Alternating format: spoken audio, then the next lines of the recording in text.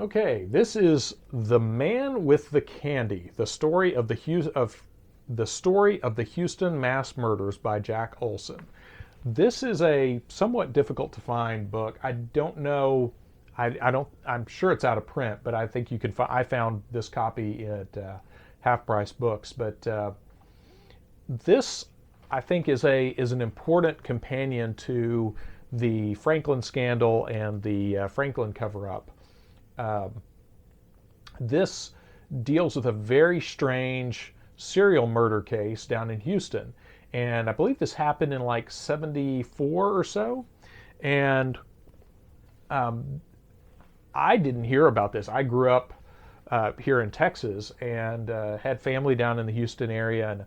And I'm into, researching this kind of stuff. And I did not stumble across this until I was in my 40s. So I was shocked when I stumbled into this because the death toll is so high and just some of the stuff is really messed up about this case. So quick overview, and then I'll explain why this is part of my library. So Dean Corll here, pictured here on the cover, was a very sadistic serial killer down in the Houston area back in the late 60s, early 70s. And he had two boys that were his accomplices who helped him lure other teenage boys to his house, and they would drive around with a van, pick up kids. I mean, like straight out of like the archetypal candy dude that was picking up kids off the street. Like this is the kind of stuff we would hear stories about when we were kids. When I was a kid growing up in the 70s and early 80s, we would hear about this sort of thing. I had no idea that there had actually been a literal candy man. I believe his family owned a candy company down in Houston, and that was how he had access to candy and used that to lure kids. And he would catch teenage kids off the street and take them back to his house. And he had two accomplices who would go home to their houses every night and presumably live relatively normal lives. And they were abducting kids once they got done torturing them, and they would shoot them in the head and then go dump the bodies.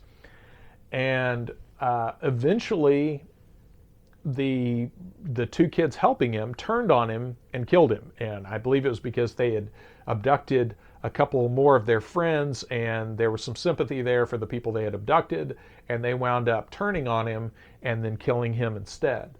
And then they called the police came.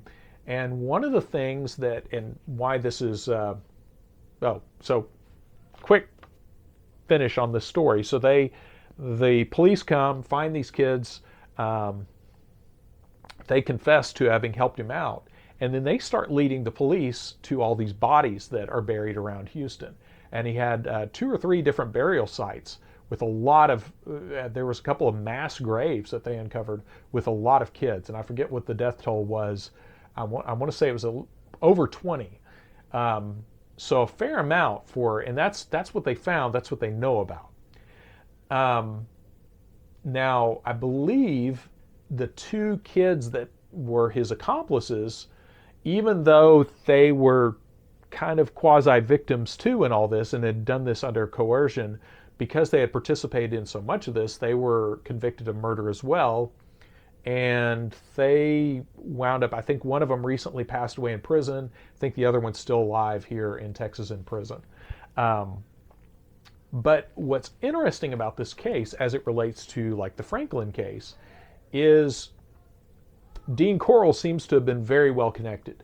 And it is a high probability that he was producing sadistic pornography for clients, high dollar clients. That part of the story has been very carefully managed and kept on the down low. That surfaces in some of the accounts, but some people play that off as, oh no, that was just him boasting. But it is interesting that he seemed to have a lot of money to throw around, considering what his day job was and everything else. Also, he threatened the 2 boys, saying he was involved with this ring of these well-to-do clients in the Dallas area, that if they turned on him, these guys would come after the 2 boys. So that was one of the things that kind of kept them in check. And there's been a really good podcast about this. I think it's called The Clown and the Candyman, that I think you can find on, it's probably even available on YouTube, but if you look that up, it's like a 4 or 5 part podcast that really gets in deep into this case as it's connected to the John Wayne Gacy case. But really fascinating information there, and really gets into the organized criminal aspect of what was going on there.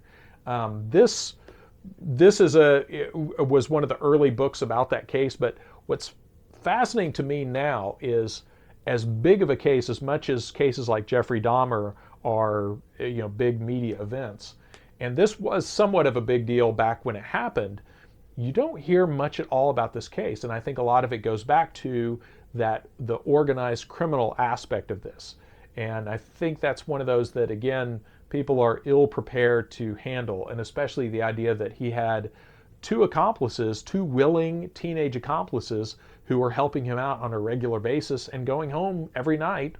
And this isn't made up. This isn't hearsay. This is what we know actually happened. So for that to have gone on, for 2 teenage boys to have participated in this and kept this a secret for so long before they finally snapped, is a very telling commentary on just the way people's brains work.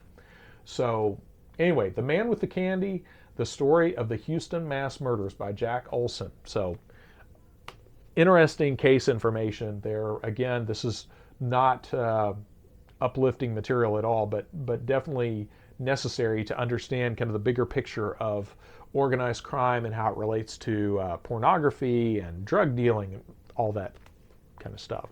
So there you go.